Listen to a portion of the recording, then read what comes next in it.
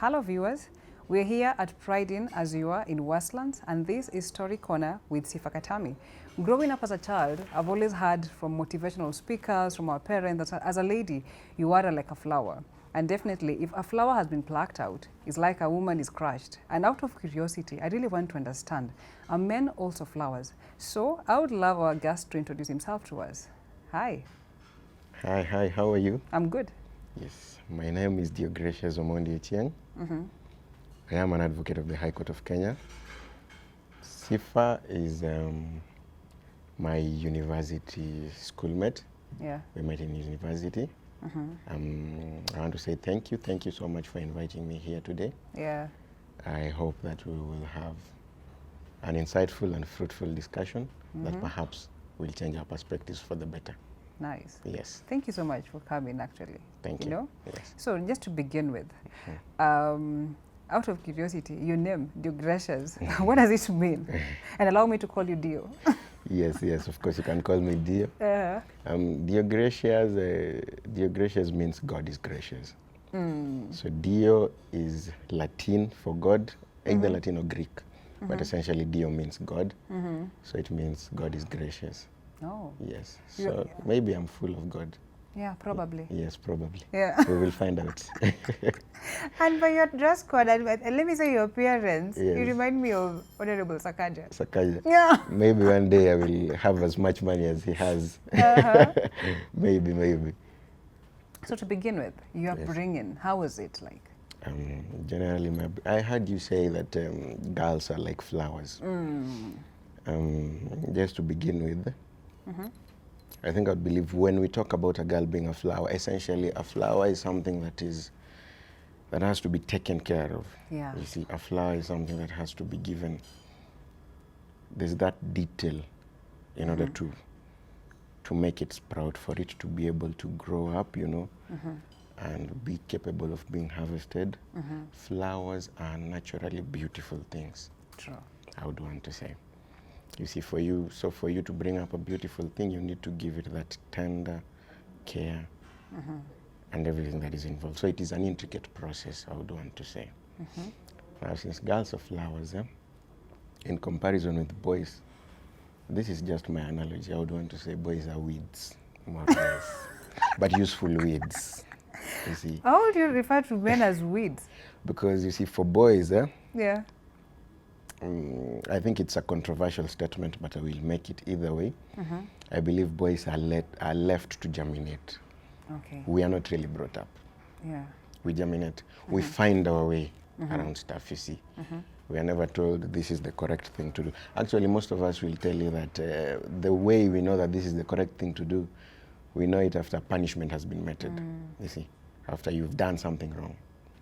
Most of us were parented that way, through punishments. So I would say, boys, we are weeds, but useful weeds. We are not plucked out. Although it is unfortunate, some of us get plucked out. We never make it to really who we are supposed to be. Okay. But most of us are useful weeds. We find our way around things. Okay. Yes. So how was your upbringing naturally? Naturally, I would say my upbringing was pretty much okay in terms of the traditional African setting. It was pretty much okay. You see, the traditional African family setting essentially dictates that once you're provided for, I would say for our parents, that is, Yeah. once you're going to school, your school fees is being paid. Yeah. You know, you have provisions in school. Back at home, you're not sleeping hungry. Yes. You have food, you see. If it is in boarding school, you have pocket money. A little shopping is done for you. Yeah. But you see, the pocket money is also in accordance with what your parent feels this is enough, not to spoil you, because a lot of money, itakuharibu. True. So I would say my upbringing was pretty much that way. I did not lack in terms of provision. So that was there. That was there. I went through nursery school, primary school, high school, you know. Yeah. According to that standard, fees was paid. Those few times I would leave school because it was because I wanted to leave school. So Yeah. I would also look for a leave-out sheet. At that time when people were being chased away because of fees, You go with them? I go with them because I'm not going to stay in school and people are going home. True. You see, yes. Plus it was boarding school. Yeah, I get So in it. terms of, in terms of my parents ensuring that I was comfortable, Yeah. I think that was there. You know, for ladies, we've always had this discussion with our parents, especially the moms. Like as a lady, when you reach this peak of, let me say, adolescence, this is how you're supposed to take yourself. I mean, take care of yourself and all that. Yes. But I also want to understand, you know, because you're always told, hey, don't, you know, okay, I know you've heard about it. Don't touch, that kind of song, right? Like as a woman, don't allow a man to touch you, say no and all that. Yes. And for a man, I'm not sure if you guys have been told that. Secondly, when it comes to circumcision, that rite of passage, Yes. what exactly are you guys told? At least for us, tukianza kunyesha, you're always told, hey, this is how you're supposed to conduct yourself and all that. Yeah. So for boys, I would technically say, just like I had said earlier, we germinate, we find our way around these things. You see, for my personal experience, Yeah. for me, I would say I'm an only son. So I have two sisters, I'm an only son, Okay. you see. So a lot of contact growing up was, basically it was more with my mom, Yeah. more than it was with my dad, because you see, women are primary caregivers, and they're the ones who are always there. Yeah. Always there. You come back home from school, you know, it is your mom you find Yeah. back at home. And you, amerudi, probably she'll be the first one to come back, you know. She will be the one, yeye ndiye atakuuliza, mbona leo nguo zako zimechafuka hivi? Yeah. You know, you bled too much today. Yeah. Atakuchuna kuambia tomorrow try and be cleaner, you see. So we are more in contact with the moms more than we are with the dad, you see. But again, as a boy, for you to be able to correctly place yourself, for you to be able to correctly, you know, find your manhood, you need your dad. Yes. So you see, a lot of these things, your mom is only going to teach you, I think, to the extent of, you know, relating with the females. Yes. She will tell you this is how you need to relate with your sisters, you know. She can only do so much. Yeah. At the end of the day, for you to be able to find that locus, that central point as a man, you will need your dad. Yes. Most of our dads looked at parenting from the point of provision, not essentially from the point of guiding you, Yeah. not essentially from the point of telling you, as a man, this is how you're supposed to behave. To the extent that we have grown up as men, and as per right now, we believe that so long as you're able to provide, it is enough. You see, most of us look at it that way. I would want to say, bringing up a boy, it needs to be different. You see, you need to tell that boy from the time he is a child, Yeah. that as a boy, it is okay to be in contact with your feelings. Very true. Actually, as a person, if you want to be healthy all round, Yeah. you have to be okay with yourself first. Yeah. And that means understanding your feelings. It means knowing that you have feelings as a man. Yeah. It means that at some point you're going to feel this way about things. And that boy needs to understand that it is okay for him to express those feelings, Yeah. you see. And that boy also needs to understand that being a man comes with responsibilities. And you see, being a man does not abject you. It does not essentially, does not place some it does not relieve you of some responsibilities. Yeah. It is actually more of a responsibility. It is a burden, but a good burden. Yes. Depends with how you look at it. So I would say the first thing that needs to happen is teach boys to be in contact with their feelings. Yeah. Tell them it's okay. Teach them not to hide those feelings. Teach them how to deal with feelings. Everything else, I think, essentially comes from there. Yeah. Because a person who is, a man who is healthy in the mind, mentally, he's okay, Yeah. he's in contact with those feelings, Yeah. has direction. You know, the problem with the society is they have made, or let me say, they have prescribed the man, or they have put the man in a cage to a Yes. point whereby you're not supposed to express your feelings. The moment you express your yourself, it's like you're a weaker version of a man. Yes. You know? Yes. So I always feel like in the formative years, you find that most men are actually not looked into by their parents. Yes. So that said, was your father 100% present? Because even if you tell me he was 5% present, I'll understand.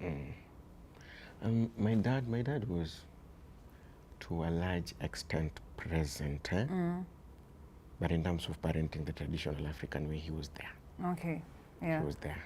You see, my dad made sure I had everything that I needed as at that particular time to be able to grow. Yeah. Again, parents from that generation again left a lot of parenting to teachers in boarding schools. Yeah. So a lot of it was being done in boarding schools.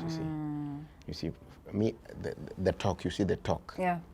The talk with parents. I only had the talk with my dad once. I was in Form 2. Okay. And I disappeared for the whole day. We had my mom and my sisters. I think they had gone to Shago somewhere. They were not there. So we were remaining with him peke yetu kwa nyumba. So on that day I disappeared na kia nyumba. Nikaenda kukatiana. Yeah. So for the whole day I was not there. So you know, when he came back, akapata the gate is locked. And he came back at around 2. I didn't even have it in my wildest thoughts that he would come back that early. Okay. Because you know, he's a teacher. Yeah. Na hizo masiku kulikuwa na holiday tuition. Yeah. So I knew he was going to come back at 5 or 6 he's in the busy evening. somewhere. Kumbe he came back at 2. So akakaa tu hapo kwa jirani. So me, when I was walking back at around 6 jioni, Yeah. nishakatiana. I now have a girlfriend. But Yeah. I feel very contented. Mi nimeingiza mtu box huko, niko fiti mbaya. Yeah. I come, and then my dad alikuwa mkali sana. To me, alikuwa mkali sana. We used to fear him. So I come and I see him sitting pale kwa jirani na ile jirani, he's sitting there. Nikajua leo. Kunoma. Leo. Yeah. leo today, leo ni ile siku. Yeah. So he didn't even talk to me. Nilifungua tu gate tukaingia. Gave me money nene nitafute sapa, nikaenda nikatafuta sapa nikarudi. Now funnily enough, on that day he didn't hit me. Hakunipiga. But akaniita before he went to sleep. Yeah. And we had the talk. That has been the only talk we've ever had about females. You're talking about relationships. Let me just ask you, how has relationship been for you as Dio? As me? Yeah. A relationship. Initially relationships were about curiosity. It was about, you know, your friend has a girlfriend. Yeah. And your friend tells you having a girlfriend is this way and this way and this way, you see. And then to some extent for guys, hauna dem bana, we ni muoga. Yeah. You cannot even approach a chick. We ni muoga. How? So, you know, to some extent the peer pressure pushes you. And you go na unajaribu kukatiana. And once, twice, unapatana umeingiza box. Yeah. Then you begin navigating your way around there, you see. But growing up, you've been taught that it is not okay for a man to feel. It is okay for a man to hide his feelings. So you see, after in that relationship, while you're there, number one, you've been brought up, you are not okay emotionally. Okay. Hauko sawa, but you get into the relationship because everybody's dating, so why not you? So you see, when you're there, you're already dysfunctional. Haujui what it is that you're supposed to, you might know what you're supposed to do, but you're looking at it from the perspective of providing. Yes. Of being a provider. You're not looking at it from the perspective of being a partner to this girl, you see. Yeah. But again, I don't think this generation that we are in, I don't think if these women, these ladies, can really handle a man who is in contact with their feelings. Really? I don't think they can be able to really handle a man who is understands the way he feels completely, and you see expresses himself to that extent. Because most of these ladies are not also emotionally in sync with their feelings. We are used to relationships in which guys are damaged, and the guy takes responsibility for almost everything that happens in that relationship. Yeah. You see, even that one time you wrong the guy, he has to apologize to make things look Yeah, good. like you have to I have come done and that apologize. before. Yeah. I've said sorry for my girlfriend's mistakes. You see, it has happened. And how did you feel I doing felt? something that you know very sure you haven't done? At that particular time, what I was hoping to achieve was, to make us get back to the way we used to be normally. Because I felt like she was drifting away. And I was losing her, actually. She was, I felt Okay, like... sorry. Okay. So for that, I did it because I felt like this is what I need. This was the elephant in the room. She's Yeah. not going to address it. Yeah. And you see, if she doesn't address it, she leaves. Yes. The silence was getting louder, and you're she not was, ready to lose her. And you see, I was not ready to go through a heartbreak. So I apologized. Nikasema, ulinikosea lakini pole. Yeah. Me, I'm already okay. We can work through this, Okay. you see. But Yeah. in real sense, I've not dealt with it. Let me ask you, do you think that if there are things that, let me say, your parents, especially the male figure, taught you, maybe life would have been different for you in terms of how you relate with people, and definitely with ladies and also with yourself? Definitely. How? Definitely. Like, for instance, Yeah. if I had been directly taught to feel, we go through different experiences in families, I would say, you see. So for me, I would say there's some personal stuff that happened in our family from around high school up to date, which really changed. And I think the period that really determines the type of a man you become is normally in high school. So there are stuff that happened which I think really changed who I would become permanently. After that, changes came in that really happened, that really changed. But I think if parenting would have been done differently, I would have become a different person. Yeah. Like, for instance, if I would have been taught to be more in contact with my feelings, if I would have been told that, you see, the mark of a man is not really your ability to provide. That does not define who you are. You see, there is more to who you can become as a man, more than just, somebody looking at you based on what is it that you have. Yeah. You see, what are you bringing to the table? You see, nowadays I hear, I hear ladies saying, "Ukisema ati what are you bringing to the table?" And akwambia ati, "What are you talking about?" Yeah. I am the table. I am the table. Ati, I am the table. It's okay. You can be the table, but you still expect me to bring something to the table. True. Either way. Yeah. But if boys are basically taught to know kwamba your value as a man, first, before you're a man, you're a human being. Just like that woman, you see. Very true. And you see, you have dignity. And you see, your value as a human being is not on what you can provide. It's not based on what you can bring to the table. It is simple. You just have to be a decent human being first. True.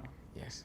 And you see, a decent human being means, essentially, it means you stop looking at me from the point of what it is that I'm having. Look at me from the point of what is it that maybe you can learn from my own personal experience as a human being. Yeah. You see, if we can sit down and have a conversation, what is it that you can learn? Can we sit down and have a conversation without me having to buy drinks?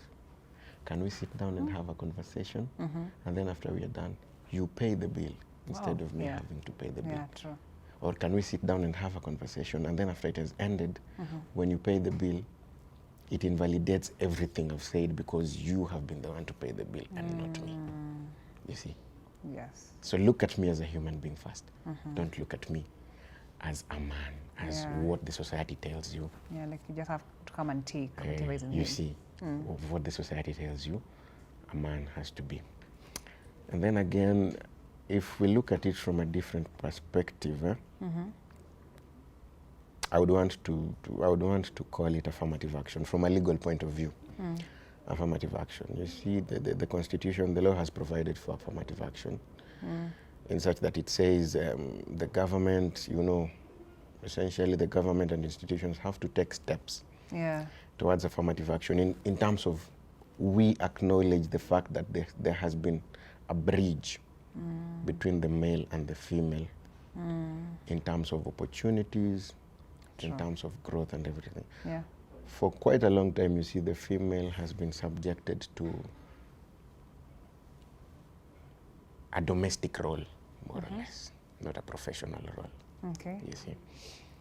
So it would have to begin from us. We've been looking at the female as a domestic being, not essentially an equal.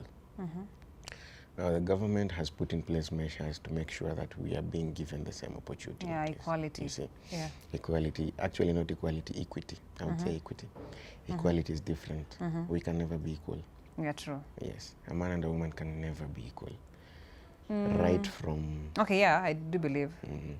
It is an entirely different discussion here. Maybe you can say we have equal opportunities, but we are Yes. different. Now, equal opportunities, I would say that is equity.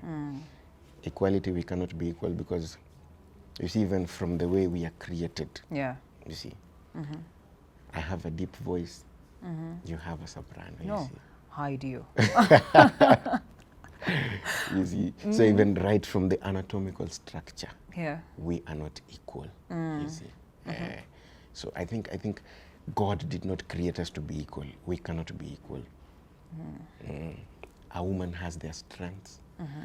A woman has their weaknesses. Yeah. Same to a man.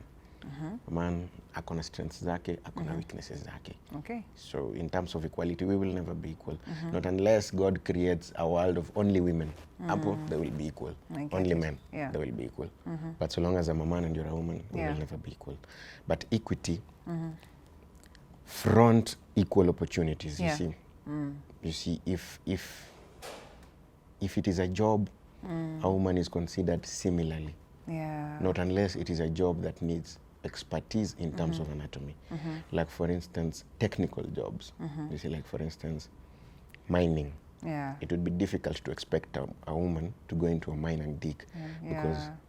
that is a job that requires physical endowment sure. to some extent, and women are not, in terms of strength, hawako that much physically endowed, you see. So when we come to specific JD's job descriptions, then perhaps kuna some jobs which are best suited for men. Yeah. But in terms of fronting equal opportunities, that is what I would want to say, according to me, affirmative action was all about. But now, we've gotten to a situation in which I think we are misunderstanding affirmative action.